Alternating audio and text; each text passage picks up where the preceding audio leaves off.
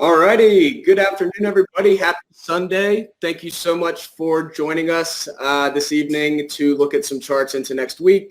We have Bob Desmond here with the Contrarian Trader, and he's also a TrendSpider partner with us. So we're excited to get some of his input on the features of the system and kind of what he uses on a daily basis. So quick disclaimer, if I can move on to the next slide. There we go. Essentially, any charts that we go over today, we're really just going over them to really kind of show the core features of the platform and how you could use them even tonight if you're getting ready for the week, how you can get your alerts set, how you can back test a certain strategy if you'd like. So definitely there is a ton of things that we'll be going over. I personally will be going over some of the different raindrops and how the different raindrop setups that we've looked at kind of form and how they're kind of significant. So essentially, for those that do not know what raindrops are, they're a brand new feature that we've just introduced. And essentially what they are a volume-based candle. So you'll see here we've got a bullish raindrop, a neutral raindrop, and a bearish raindrop. Generally, the color of a raindrop is the color of a candle is the function of the open versus the close. So depending on if you're in a hollow candle, looking at a regular candle. But for raindrops are actually a function of VWAP. So you have the VWAP on the first half of your period. In this case, this would be, let's say, a daily candle, a 30-minute candle. Whatever time period you're on, it's going to be the same thing. So in this case, this is the volume profile for the first half of the period, and then the volume profile for the second half of the period. And as I mentioned, the color is based on the second half of the period's VWAP. So in this case, since it's higher than the first, that's why it's green.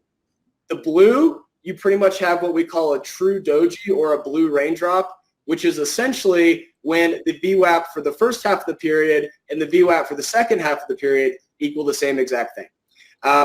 Raindrop is the opposite of the bullet. Now, the second half is lower than the first, and that's pretty right. Am I back? You are back. Back. Wow. I'm so sorry.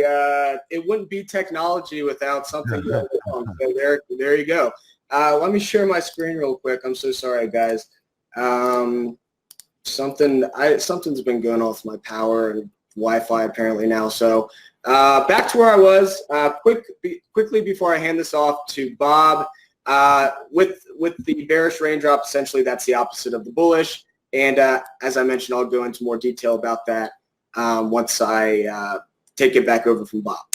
Quickly, just a couple other things on this slide deck that I want to mention for those that have not used the system before. Some of the problems that we're really aiming to solve, just to be, the full disclaimer, this isn't another one of those cool technologies that's just going to give you buy and sell signals and you're not going to do any of the work. This is a way to make your technical analysis more efficient rather than replace what you're doing and just give you all these signals.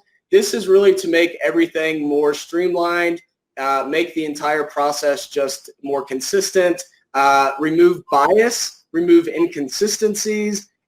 With our alert system, you can really remove the fear of missing out, especially when you don't have time to look at the computer all day. There's massive moves that generally happen intraday when most working people are at the computer. So not at the computer. So these alerts really are your second set of eyes for you and your secondary perspective on the markets as far as technical analysis goes. So really something to complement what you're already doing by hand. This also helps with impatience, chart fatigue. You can't really stare at 50 charts and really do technical analysis over and over and over again. It gets very redundant and it gets inconsistent, especially if you have a position. You're probably going to draw the chart a little more biased towards your position than a chart that you didn't have a position in. So this kind of tries to remove all of that. Really the main functionality here is the backtesting engine, the automated technical analysis platform that really works on trend lines, fib levels, and the ability to overlay multiple time frames. We'll go into all this a little bit when we go over this. And really the cloud-based alerts. All of these alerts will be sent to your email or your phone, and so you'll kind of get that Whenever those criteria or that trend line's hit, you'll be alerted. And that's kind of what I just wanted to introduce with the platform. And Bob, if you want to give a little background about yourself and your subscription as well, I'll hand it off to you. Sure thing. Thank you, Jake. It's really a privilege to be here. For you folks that don't know me, I have a boutique operation. It's called the Contrarian Trader. We've been around since 2005. You're not going to see my ads all over the all over the internet with Ferraris and whatnot. That's not my style. I play it pretty low key. I do like to keep a boutique operation because that way I can be very engaged with my members and we keep things on a one-to-one basis. I am a position trader, ideally, meaning that I like to put on long-term core positions with a philosophy of using macroeconomics to drive my investment decisions. I also do short-term swing trades, whether they be continuation breakout or breakdown trades or contrarian trades, meaning extreme unsustainable overbought trades or extreme unsustainable oversold trades. And we look to hit singles and doubles on those trades. And we developed that trading style back in 2005 when I began.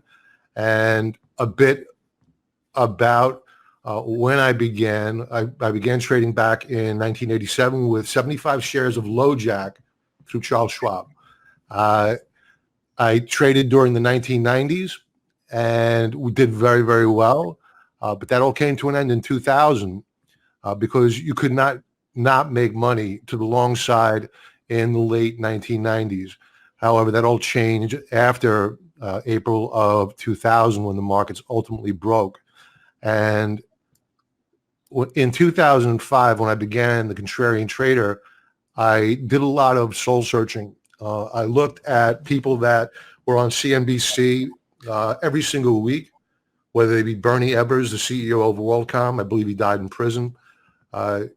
Jeff Skilling, the CEO of Enron. He went to jail along with Ken Lay.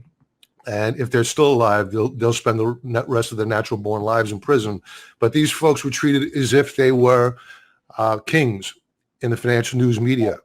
And the financial news media at that point in time was the original fake news that is now the mainstream that we hear.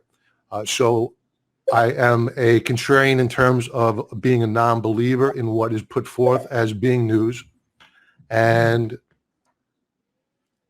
Lay's dead. Skilling's out. No, he's out now, huh? Okay. Thank you. So I'm a contrarian in that I do not believe in the mainstream media. I like to trade against it. The short-term position that we have right now is bullish. I think that we're going to be bullish into the 2020 elections. I think the Federal Reserve cannot be fought. I think that we are ultimately going to have more rate cuts and we are going to see more quantitative easing. That's because the rising yields on the 30-year, 10-yield yields, they're going to need to be purchased by somebody because the rest of the world doesn't buy our bonds anymore. So it's going to be the Federal Reserve that's going to have to start buying those bonds. So to having an edge over other traders, and that's what we always strive for, is having an edge in terms of time, in terms of efficiencies. That's what attracted me to TrendSpider. And I think that the evolution of what I've seen with TrendSpider is it has helped with being extremely efficient with my time and being able to narrow down what stocks I want to trade, when I want to trade them using alerts and using multi-time frame analysis, which is something that you rarely hear about. All too often you hear about day trading and whatnot. I'm not a day trader. I'm not good at it. It's not my style. I'm a longer term position and swing trader. That's my style. So I rely upon daily charts, 4-hour charts, 2-hour charts, and monthly charts, quarterly charts at times. So case in point, I will bring up a position that we put on Friday, and that was Kansas City Southern. And with TrendSpider, what I like to do at the end of the day, because I rarely put on long trades. I need to screen share here, right, Jake? because I don't see my screen. Yes, yes. At actions, just enable screen share. Mm-hmm. Okay. Can everybody see? Yes, I can. Okay, beautiful. All right, so what I like to do is, in the final hour of trade, I like to see what's setting up. And in the case of Kansas City Southern, we have been watching, and I have the weekly chart above, and you can see that we had broken out 3 weeks ago. We pulled back, we did a retest, we have our line set up there.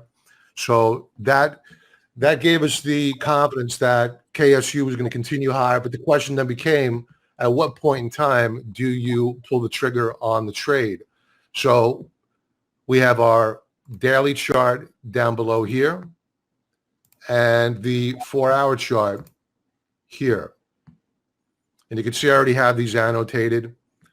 You can use the, what I like to do is I like to put my own annotations up first. And then what I like to do is I like to validate the accuracy of my annotations. So I will put up, after I do my own drawings, I will validate using trend lines. And that will point out to me where I have overhead resistance above and where I might have missed out on a resistance level or support level below. So in terms of a daily chart of KSU, we were in a tight descending wedge formation. We had our breakout. So we had an alert set up here, which has already been triggered. And we were alerted on that breakout. Then on our 4-hour chart, I'll defer to Jake on Stephanie's question. I don't believe so, but Jake, I'll defer to you on that. I think Dan's answering it. So it depends. A lot of people like to chart out the, whatever the option is derived from. So for example, I like to, if I'm trading an option, I generally will look at SPY and then just base it on that. But that's just me. But you can't actually see options pricing right now. Just does that answer your question, Stephanie?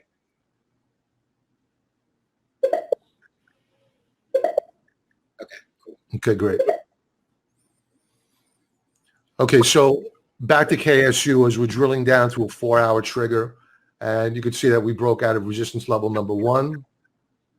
That was a buy signal, and then we broke out on Friday afternoon above resistance level number 2. So looking forward into the new trading week, I think that we are going a lot higher on KSU.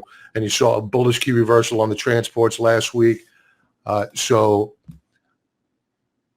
the power of being able to sit back and being able to set up your alerts and being able to validate the accuracy of your resistance levels and support levels with just one click of a button, I can't say how much time that saves me by just doing that, because now I know immediately above I have resistance at 122.77. If we break out above that level and we retest, we hold it, I know that in all probability we're coming up here to around 128.12, and then we could either look to book profits, or if we close above it, perhaps we'll look to add more on that breakout. Any questions on this? That's a nice little wedge. Classic false breakdown there, but kind of was caught by the blue gravity line there, center of gravity line. Absolutely. And you know what's going to happen as soon as we clear this prior high, you're going to have the algos trigger, and it's going to send these shares flying right up into this next resistance level.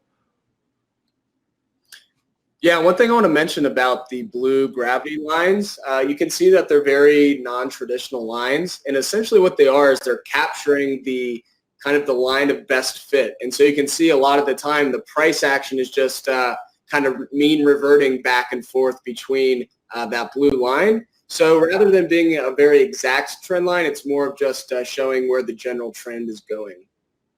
Exactly right.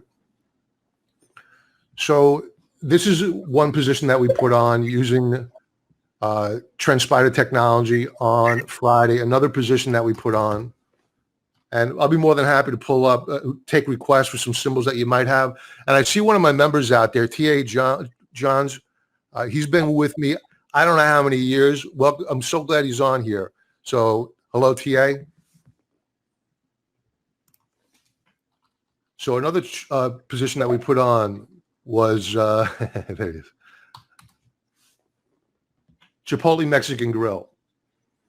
And again, I like to start with just a blank slate, and I use, for my own purposes, I like to use the trend lines, the automated technology, to validate the accuracy of what I'm doing, because I've been doing this a long time, but I'm certainly far from perfect, and I do miss things at times. So this has helped me to, again, be very, very efficient in terms of time, and it helps me improve my risk v reward as I enter a trade. Yeah, so, I'm going to have a cool example of that too, where I was on QQQ on the weekly, looking at the charts before this, and I didn't even really look at how big of a channel we just broke. We broke through a channel into a bigger channel. So, and I didn't really even notice that until the system showed it. It was a pretty obvious channel. So it's funny how obvious these things you can really miss, and the system kind of is just your secondary eye to complement these little trends that you may not even have thought of. Absolutely. And what really helps, as a matter of fact, if I could, I'll come back to CMG in a minute. I'll bring up the Q. Can I bring up the Qs? I know you wanted to talk about it, Jay. Yeah, So so here's one of the things that I love is that the Qs, we'll just use an individual. Okay, so we have a new breakout. So the question becomes, we're at all-time highs. Where's our resistance levels, right? Naturally, there wouldn't be one. However, the value of TrendSpider is this.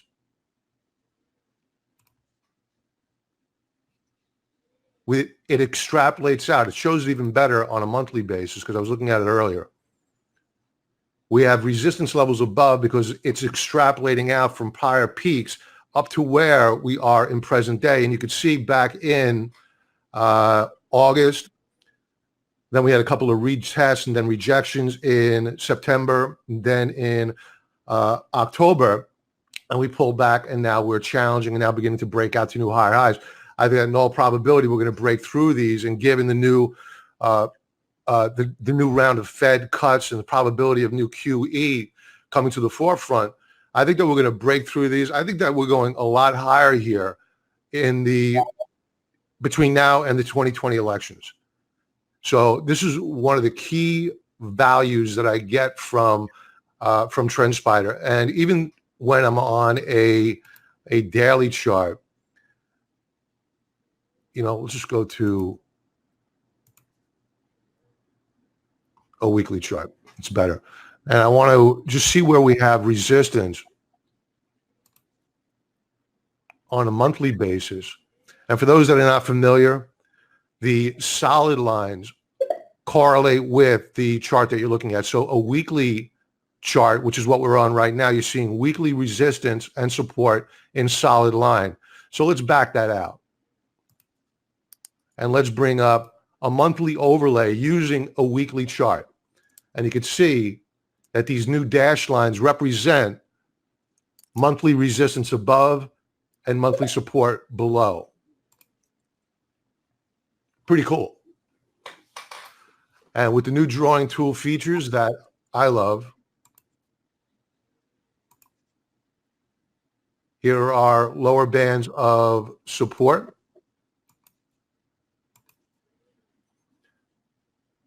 We have a pretty stellar trajectory right now. So we may get some resistance up here on the Qs, maybe some backing and filling. That's a good thing. I think ultimately, though, we're probably going to be breaking through those resistance levels and moving on to new higher highs.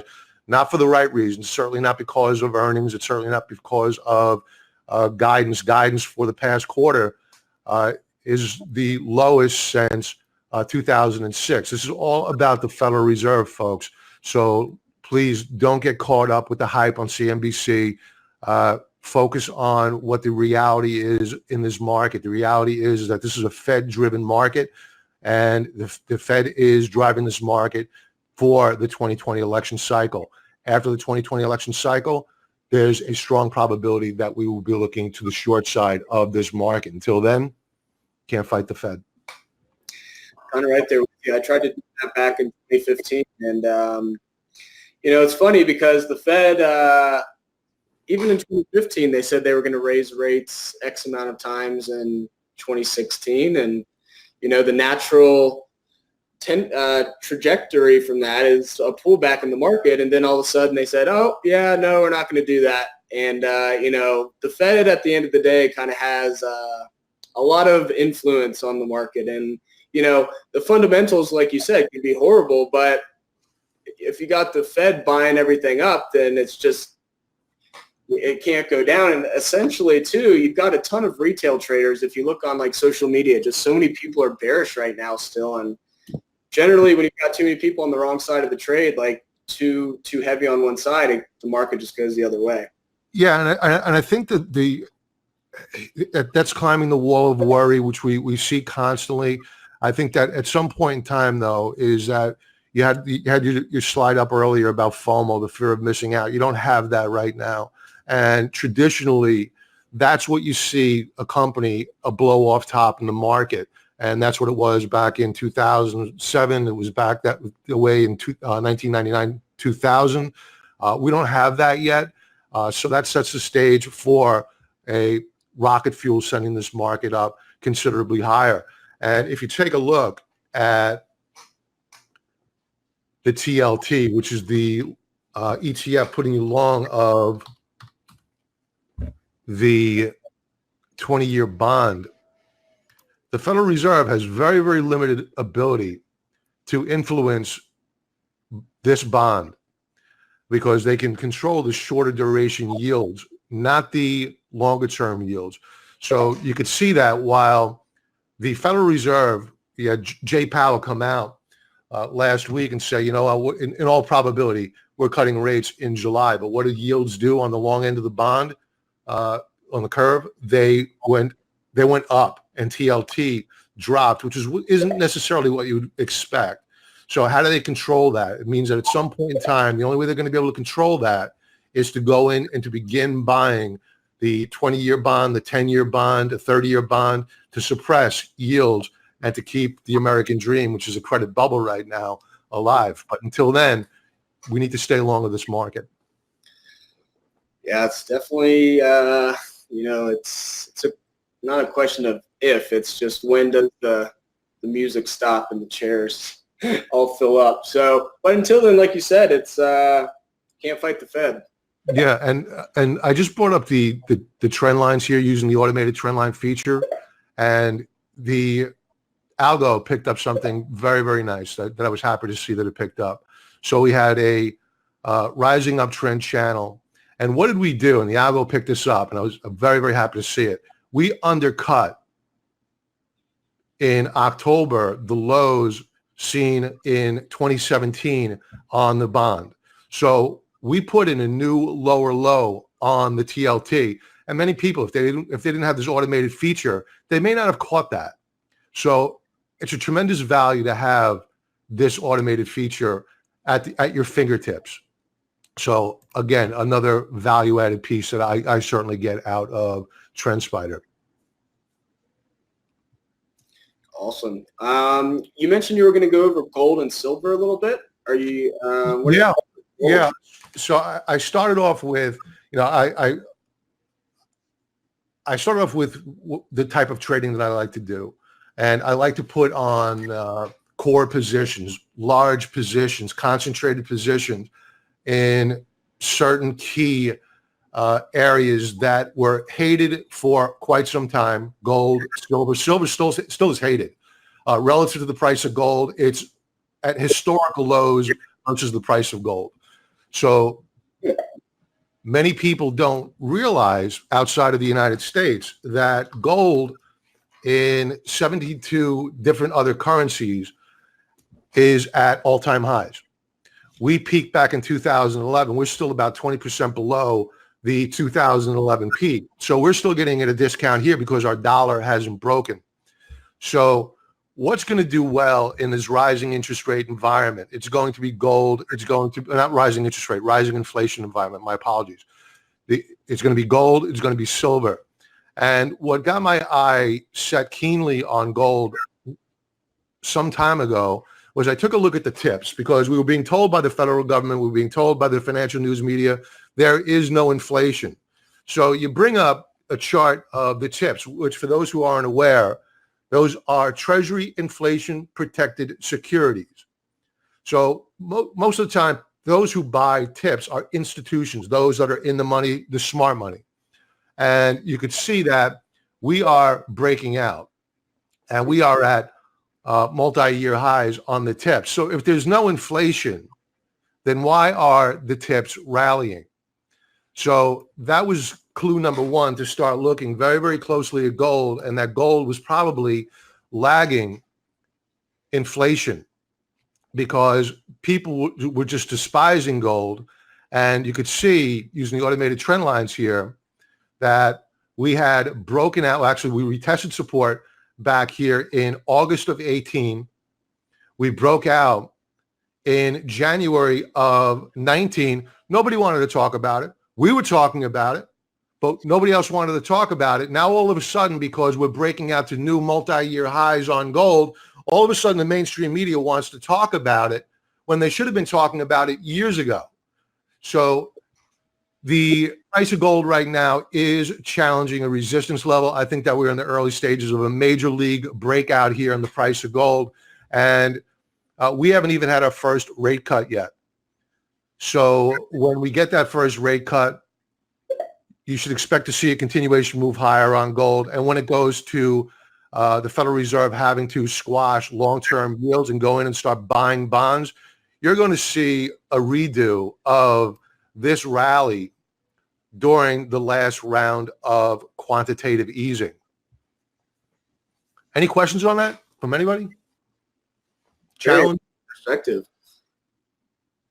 Yeah, no, I mean, you always got Bitcoin in the picture these days too, but it's interesting to see that just the volatility in Bitcoin, I think, it seems to be, I don't know, for now, just too much. I mean, gold's still strong. Everyone's saying, oh, why buy gold when you can buy Bitcoin? I see that a lot on social media. And at the end of the day, gold's been around a lot longer than Bitcoin. And at the end of the day, you can physically touch it. I'm not saying, I'm bearish on Bitcoin, but it has ripped hugely and it's pretty overextended. And gold's had a nice base and it's kind of starting to form. And that's what you really need for a big breakout.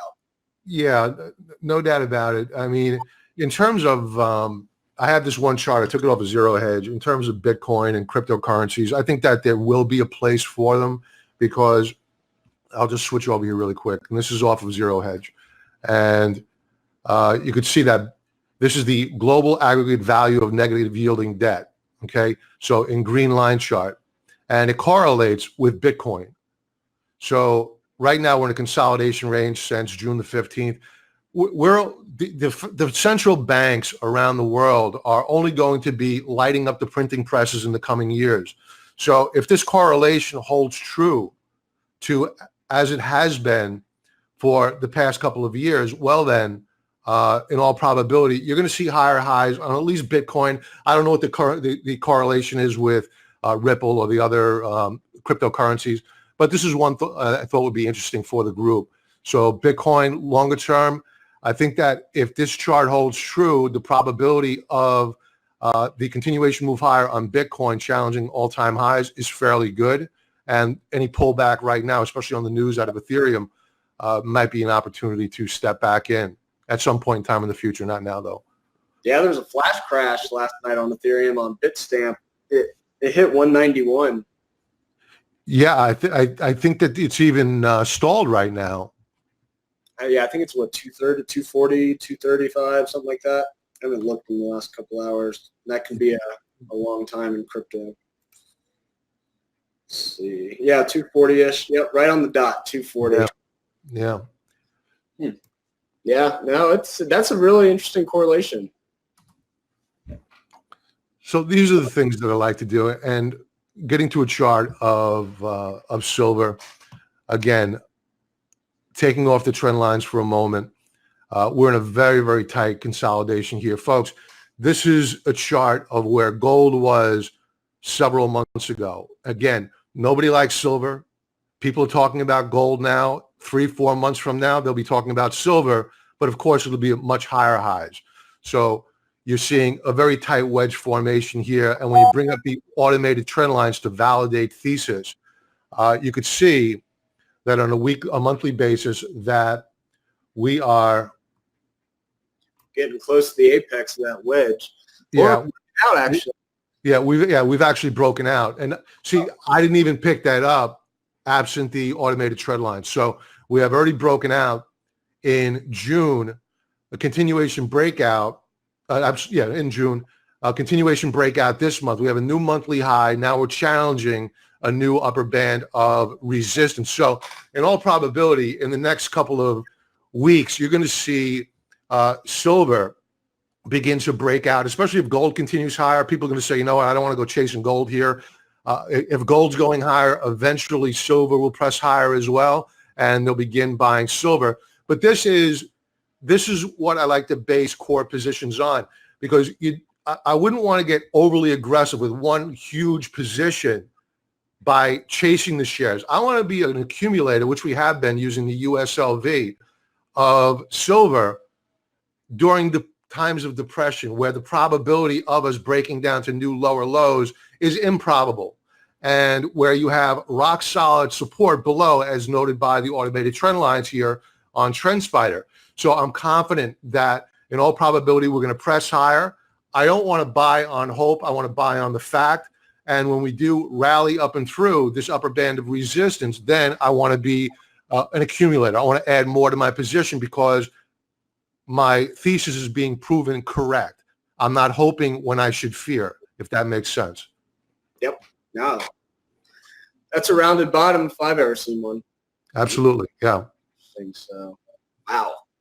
Yeah, no, that's one of my favorite things to do is just I generally will draw my own trend lines at first, and then I'll turn on the trend line feature just so to see, how far was I off? Was there just a really obvious trend that I missed, or a wedge or a channel, or, whatever it is. And so that's how I personally utilize it. Yeah, it really helps check yourself. I love it. And you folks just added this feature here, which I absolutely love, and that is the annotation ability of the indicators. I'm a junkie for doing this because what I like to look for are breakouts on, in particular, I keep things simple. I use as my standard indicators the RSI and stochastics.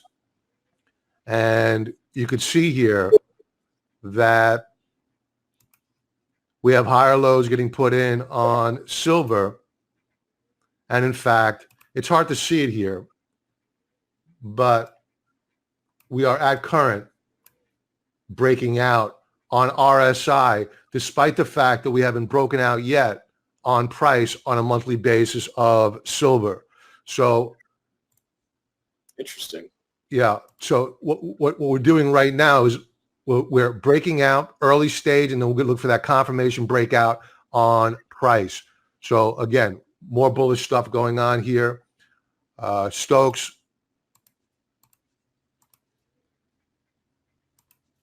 Higher lows.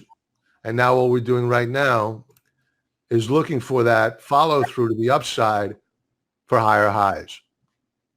Yep, got a nice cross there too recently. Yep. So it's gaining momentum. The stars are in alignment for silver to proceed higher here, and it hasn't done it yet, folks. So this is really something that you'd want to take some time, do your own analysis, and make obviously your own decisions on this. But this is an opportunity in the environment that we are with rates that are going to be cut and more quantitative easing in the future. This is going to light a fire under silver, gold, and quite probably cryptocurrencies, because that chart I showed you before, the aggregate negative yielding debt is only going to go like this.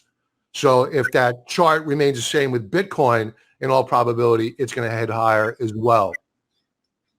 Love that perspective. Copper. Got a request for copper. Copper? Dr. Copper. Now, copper had broken out on, I think it was a weekly chart. Let's go to a weekly first, because I posted on StockTwits a breakout. Maybe it was a daily chart. Ooh. Yeah, it was. It was a daily chart. All right, so copper is in no man's land right now. Let's take these trend lines off here for a moment.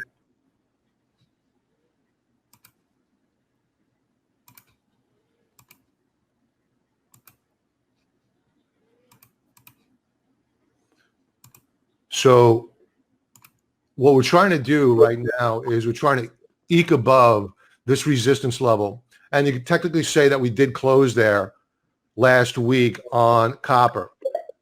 Now, I'll get into Albert. I think Albert just asked a question as well. sure. Yeah. The heat map feature is really good for showing. I'm not sure it'll show a heat map on this one, but we'll look. Showing where you have concentrated support and resistance above and below. I think that on KSU I had one that let me just get done with copper, and we'll find one where we have a heat map. So it looks like we broke out on a weekly basis on copper. I've been looking for a continuation breakout this coming week,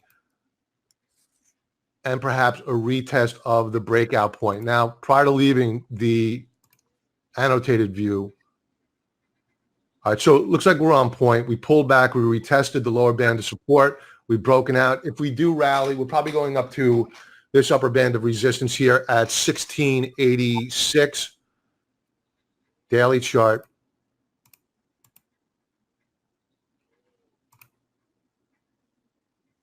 Yeah. Okay. So daily chart, we had our breakout, consolidation day on Thursday, and outside reversal day on Friday. So it's looking fairly bullish here on a daily basis. Let's throw up some. Now here, heat map loaded on right now. And you can see that the heat map identified where we had historical support levels, and pretty darn accurate as well. The darker the color, the more concentrated the depth of support and or resistance. And the same holds true for as we rally up into these price points above. And Jake, if I misspoke, or if you have anything to add to the heat maps, I would defer to you on that. You're totally the expert here. Yeah, so the heat maps, you kind of nailed it.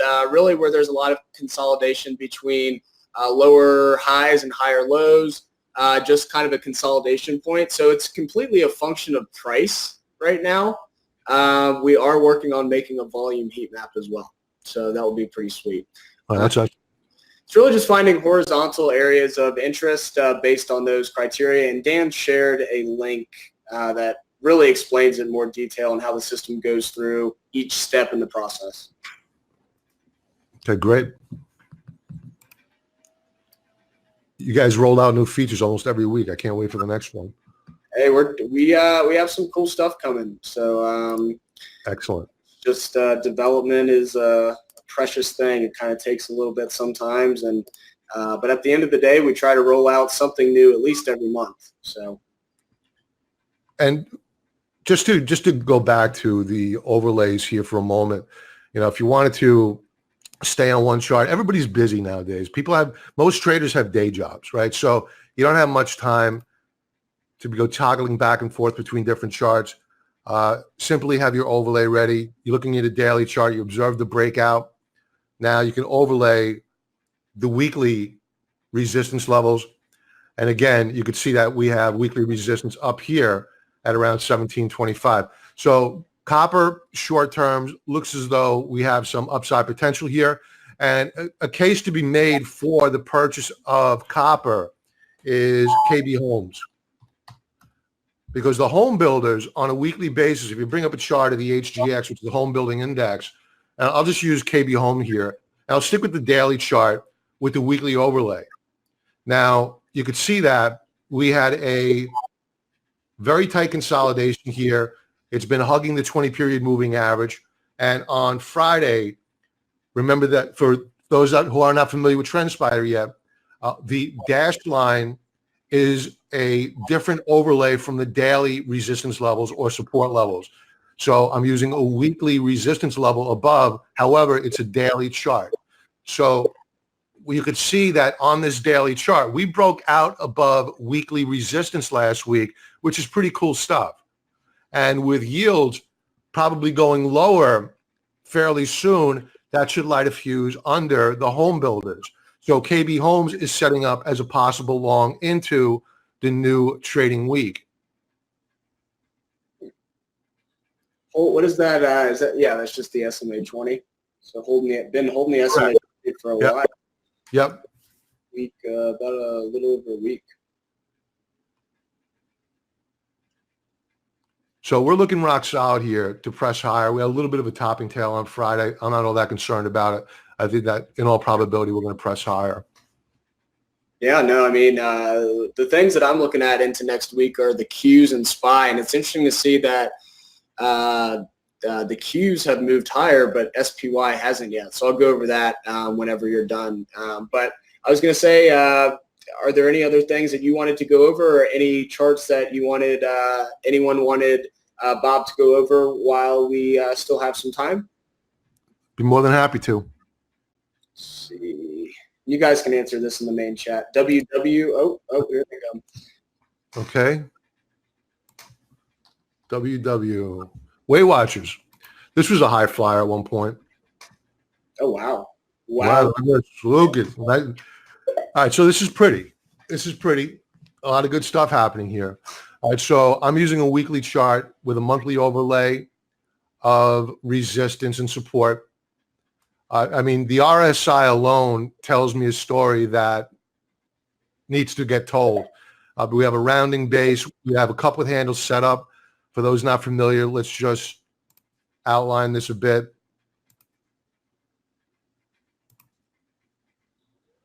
My drawing here is not that good, but you'll get the picture in a moment. All right, so here's your rounding base. We went into a consolidation and we broke out on RSI prior to price action breaking out. However, RSI was ahead of the curve in terms of price action, but last week, price action caught up with RSI and the Stokes as well. So there's a lot of momentum behind Weight Watchers on a weekly basis here. I like it. I think that it's setting up very nicely, and we'll bring up the weekly resistance levels. We'll take the monthly off. And we had an undercut double bottom here, which is fine. And TrendSpider picked it up with this green line here, identifying the new lower low. However, that was a shakeout of week longs. And this is just what Wall Street does, right? They want to shake out the week longs at the bottom, and they took it higher. So this appears to be setting up to be a buy in all probability. So that's my take on Weight Watchers. Did I answer the question here? Thanks, Dean. Good. Okay, next chart up, TNDM, Tandem.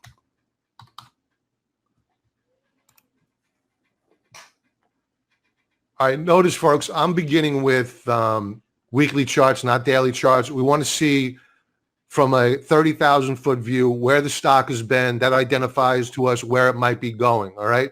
So this is an interesting chart as well. We're stair-stepping higher here on a weekly basis. We have weekly overlays. The problem for these shares right now is that what you're looking at is a ton of overhead supply. And TrendSpider is picking that up because in all probability, not in all probability, definitely, we were at higher highs at a point in time in the future as noted by this monthly chart. But the weekly chart, using the weekly overlay, is picking up that overhead supply. So again, the value of TrendSpider and the automated technical analysis you must have it. It's got to be an arrow in your quiver when you're out there trading. Let's take a look at a daily chart really quick to see how we're setting up into the new trading week. Yeah, so here's a bit of a problem in that we had a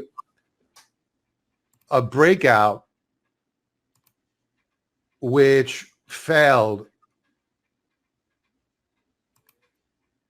last week. So we broke out on Wednesday, Thursday, a continuation move higher. However, we hit on a weekly basis. Let's bring up those weekly trend lines.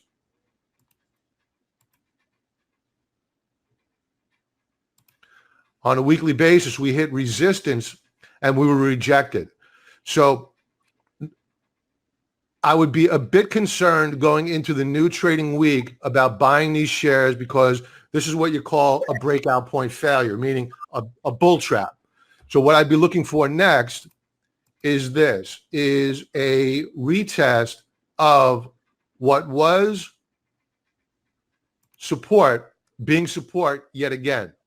But if this fails to hold, in all probability, we're coming back down here to a 59 handle on these shares.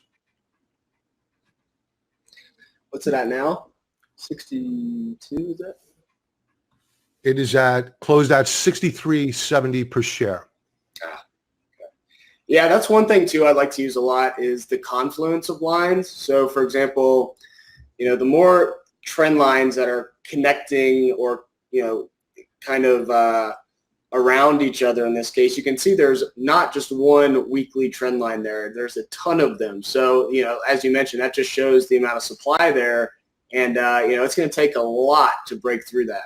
Yeah. And with that comes opportunity. If you're aware of what you're dealing with, the reasons as to why these shares pulled back, then it's okay. As long as you're not overly heavily on the trade. If you opened up only a small position on this breakout, I don't see a need right now to need to go stopping out of the trade unless, of course, we begin to break down to new lower lows. Then you need to stop out of the trade. So when you're coming out of a long-term downtrend like this, it's just so ultra critical to nibble, build a position, scale into that trade, because if it fails, and it's happened to me before, Lord knows it's happened to me, at least you're not emotionally involved because you have too much money wrapped up into that one trade. If you stayed small and you stayed disciplined, well, then that loss, once you break support, it's not that emotionally challenging. And that ultimately is what damages traders in the long term. They quit because they're too emotionally involved. Yeah, exactly. Very cool. You're welcome, Al. Well, I'll take over, just show a couple charts. I'm not going to we have about 10 minutes or so left. I'm just going to quickly go through a couple things I'm looking at and go over the roadmap and answer any other final questions. Let me go ahead and share my screen here. All right. Everyone can see my screen? Yep. Can see it. I'm just going to quickly go over SPY and the Qs and just show kind of the differences in price action in the last couple of days. So one, we are using raindrops here. So I like to use raindrops on the daily candle. The raindrops will be available on the weekly and the monthly candles, hopefully in the next 2 weeks.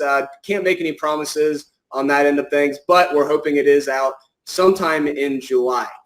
So what we see here is some interesting things. To go back and just quickly dissect another one of these candles, you've got your greens, which means the VWAP for the second half of the period is higher than the first. Red is when the second half is lower than the first. And then your blues are really when you've got the VWAP equal on each side. So what we can see on this chart is a couple things. One, we've got this very defined ascending wedge that price action has not actually broken through on the daily raindrop. But what you can see here is something interesting with the volume flow for Friday.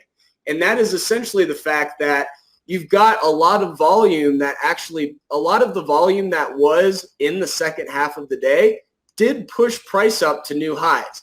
And we know that that happened because there's no volume profile for this area on the first half of the period. So we know the volume kind of what we call like a flip or a switch, where it goes from the low end of the period and then it switches over into the second half of the period, and you can see that volume is then pushing new highs into the second half of the day in this case. So we did not actually break through this area, so that's something that's very interesting that I'll be keeping an eye on next week.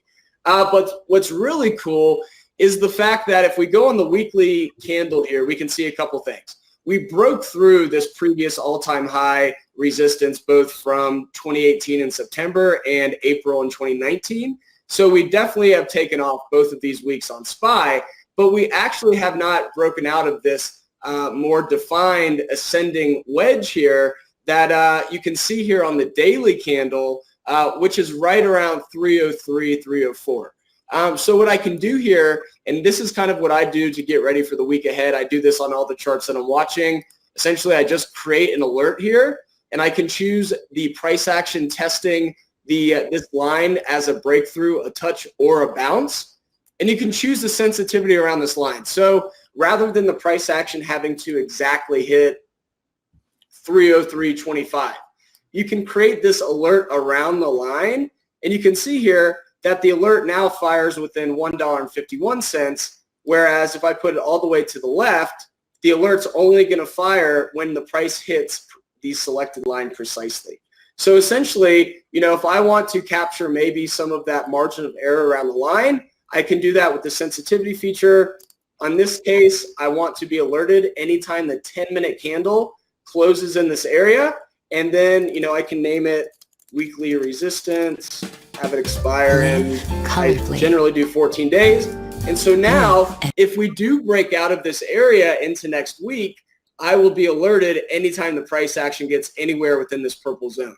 And what's cool about that is I don't have to stare at the computer all day, while I'm working to see, okay, is this going to get exactly to 302.81? Rather than guessing the top, I just create a zone around this general area.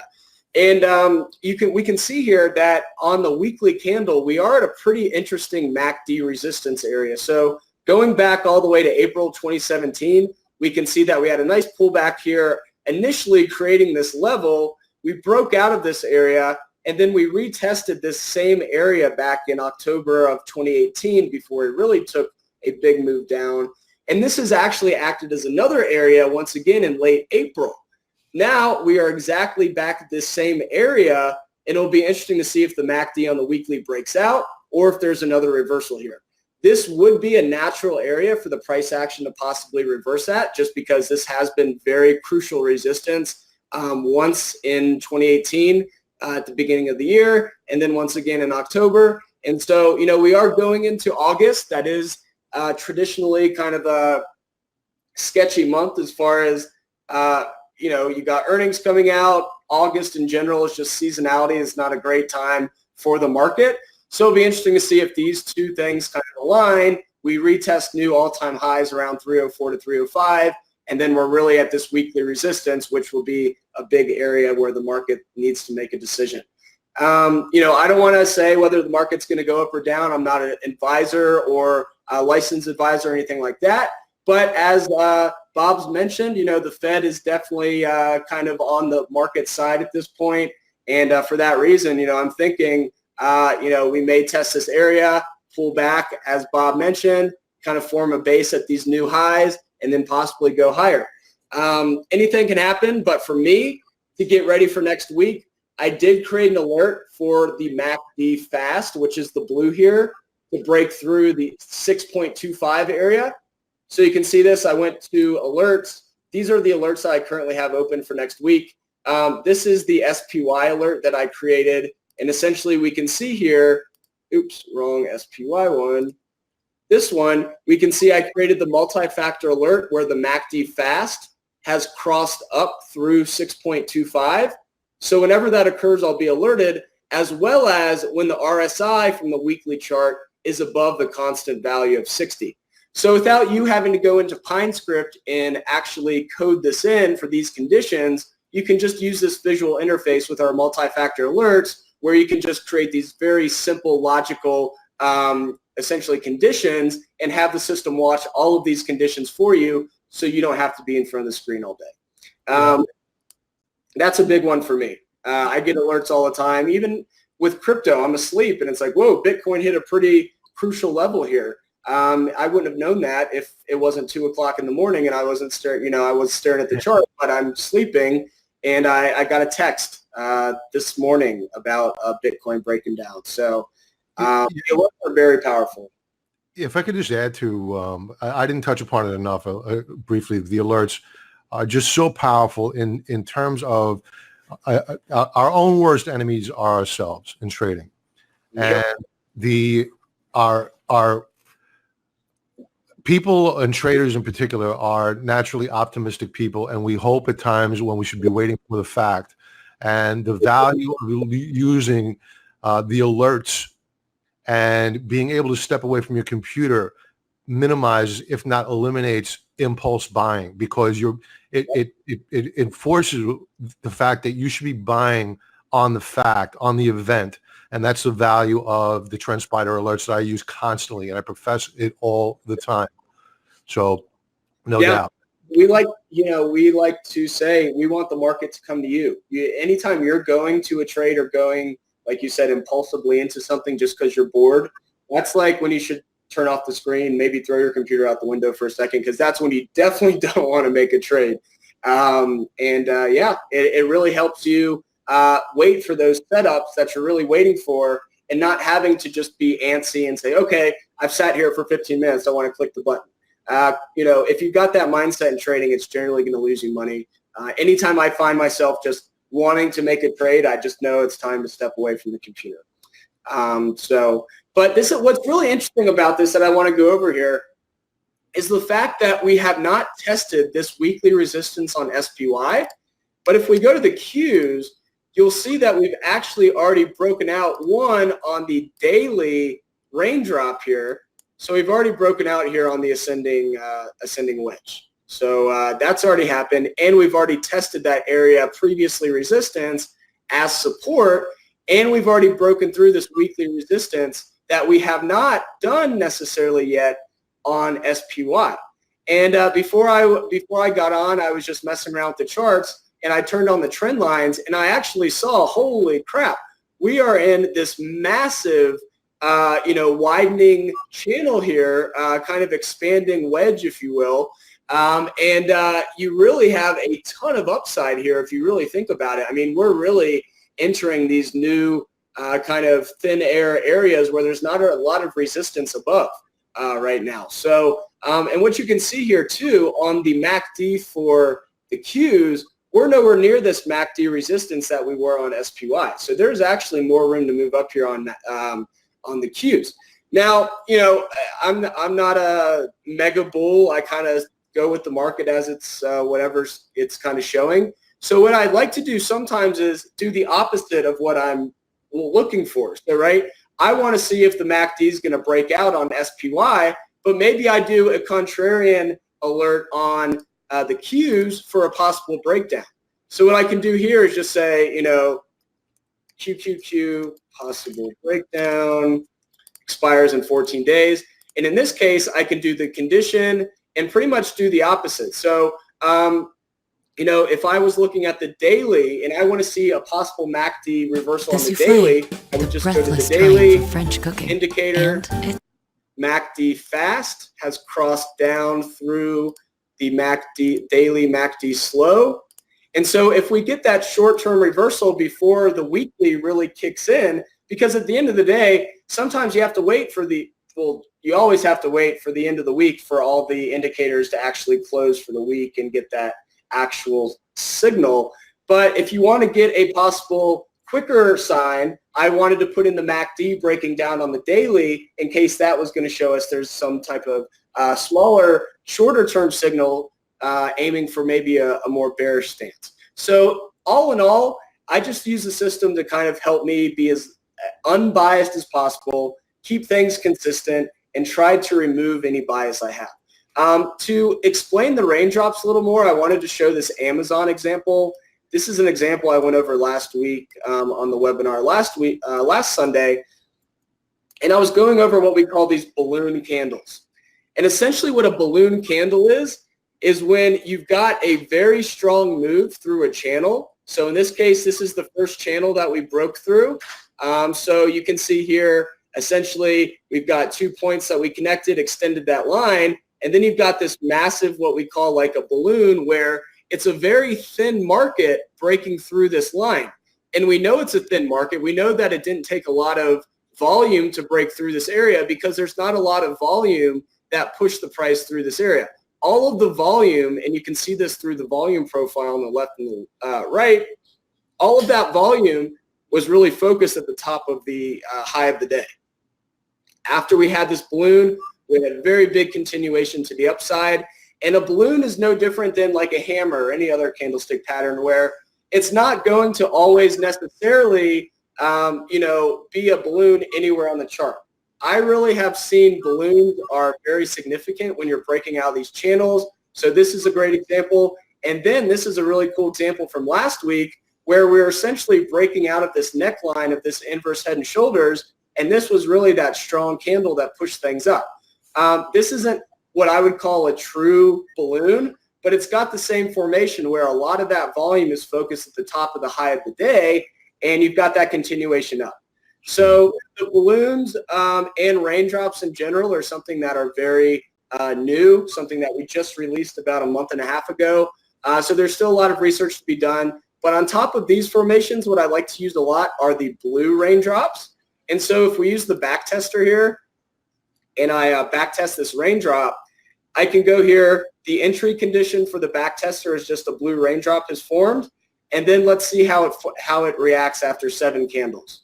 What we found is it can be a very strong indicator of potential volatility coming in either direction. And that's kind of the issue if you're kind of a directional trader. But if you're playing straddles or something where you're just really needing volatility to make money, this is where the blue raindrop can really be helpful. So when we back test this and see the results on the chart, we can see that anytime we've had a blue raindrop over the last year or so, there's been some very strong moves. So back in May of 2018, we had a blue raindrop form. And within 7 candles, there was a 2% move up in Amazon. And I mean, that's a 2% move in the common stock. If you're trading options, that can be a huge move. Everyone's got their own risk tolerance, so everyone's going to have a slightly different way they play this. But at the end of the day, you're really just playing it for volatility. And each time these show up, you'll see that the volatility is very strong. If you want to see what the max gain, what the max drawdown is after this entry condition and in between the entry and exits, you can go down to download CSV, and that's actually going to show you the max drawdown, the max gain. You can actually download it into an Excel file and see all that information and crunch the numbers however you'd like.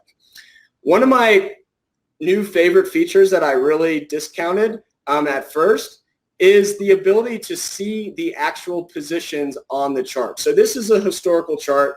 This is the raindrop strategy versus the historical chart. So, if you bought and hold this, buying and holding actually beats raindrops over time. But at the end of the day, generally, if you're going to buy and hold a good stock, trading it can be, more trouble than it's worth just holding it. So in this case, blue raindrops, you've got a lot of volatility, and you can see that in the positions here on the chart. So if I remove the strategy here and let's pull it back to, 2016,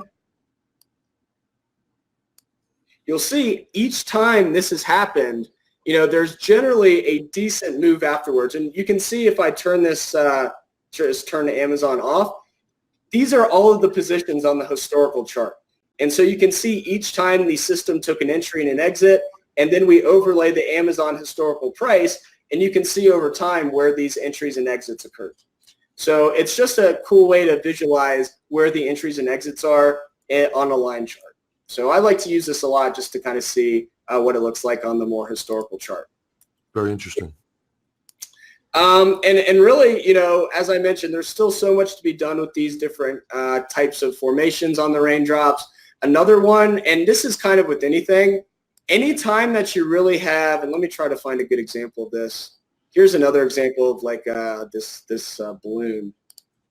You've got this double top here, or kind of a double top, not exact, and then you've got this balloon kind of just, woo, right up.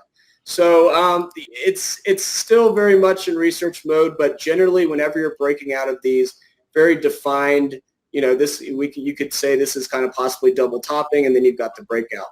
Now what's cool about this is we didn't necessarily have a balloon when we broke out. What we had here was what we call kind of a switch or a flip, where you can see that the volume in the second half of the period was driving price up to new highs of the day, which is very bullish, showing that buyers were definitely in control, pushing the price up. So, raindrops in general are something that are just a very visual way of looking at volume flow versus how price action is working versus just the open versus the close. At the end of the day, the open and the close is significant right now because so many people use candlesticks that it becomes a self-fulfilling prophecy. But at the end of the day, using these VWAP areas really gives you a more detailed view of what the actual equilibriums of the supply and demand pricing is. So, VWAP is really taking into account the equilibrium price and really taking into account that supply and demand, where the opening close is just a point in time, really. Yeah, and if I could add to that, for a lot of mistakes that the average trader makes is that they don't appreciate the fact of when institutions buy and when the institutions sell. The first hour and the last hour are everything. They don't, between 10:30 and 2 o'clock, you might as well just step away from your computer. The institutions are not players. That the raindrop chart in that final hour of trade really illustrates the amount of institutional buying, which is ultimately what's going to send the shares up higher. So very, very powerful tools, no doubt about it, the raindrop charting. Yeah, so if anyone would like more information, I'll have Dan put the link down there. And we are running a little low on time. Sorry, guys, we went a little over. Just want to finish off this webinar with some of the plans that we have ahead on the roadmap.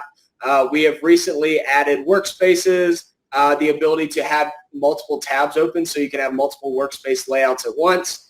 We just introduced the anchored VWAP from Alpha Trends with Brian Shannon, and we are working on enhancing the backtesting tool as well as the drawing tools in this current quarter, adding more history, more detailed crypto data feeds for those who like to trade crypto. And then moving forward, we really are going to focus on scanning, pattern recognition as far as bull flags, bear flags, inverse head and shoulders, That will all be in the last quarter in the first half of 2020, as well as getting brokerage integration in there as well, so you can actually trade through the platform. So very excited, for what's to come. Pretty much every week, try to be every week, something new comes out, whether it's an improvement or something completely new. So ton of new things coming. And Bob, you have a coupon code, 25% off. Yeah, absolutely. TS25 is the coupon code for our annual membership. So please take advantage of it. And we'd love to have you on board over at the Contrarian Trader. We focus a great deal on interaction. I love this forum. I'm normally an introverted guy, but I really like this forum. And so in all probability, I'm going to be doing more engagement like this in the future. And we're excited to do it with you.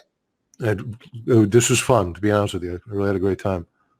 Well, no, it's always, I had a great time as well. And it's always nice to have those Sunday evenings where we're just kind of looking at the markets, what's looking good into the next week. And, Sunday evenings have always been my study time. So hopefully this gave everyone some ideas into the next few days. As we mentioned at the beginning, none of this is advice or anything for you to buy or sell on. Everyone needs to do their own due diligence. We really just wanted to highlight a lot of the features on the platform and show you guys how you can use them in a real-life situation or real-life setting, doing analysis into the week ahead. So, hey Jake, really quick, before we shut down, I know it's tight on time. Stephanie had a question with regard to the Fed, concerns about earnings. Don't worry about earnings. Earnings don't matter. It's election 2020. It's the Federal Reserve. Earnings are out the window. They don't matter. Don't worry about it. Small caps not participating. they'll break out. I spoke about this on the week ahead commentary yesterday. Yes, they're underperforming. I think they're going to break out. That was my call yesterday. Transport's not participating. They did flash an outside reversal week last week, so I think that they are going to move higher. This coming week, we bought KSU, so I think that the transports will play catch up. Thanks. Yeah, airlines are breaking out big time too. I mean, Delta's over 61, and I've been watching Delta in that consolidation area from 50 to 60 for the last year and a half or more. So definitely some interesting things coming. And we will be doing more webinars, both with Bob, and we like to do these Sunday webinars just to, it's a good time for everyone to check out what's new on the platform as how you can utilize it without really having to set time aside with work. So hopefully this is a good time for everyone. We may change it a little bit and maybe do a Sunday morning one of these days, but all in all, we do like the evenings. I feel like it's a good time for everyone to get together. And thank you everyone for joining.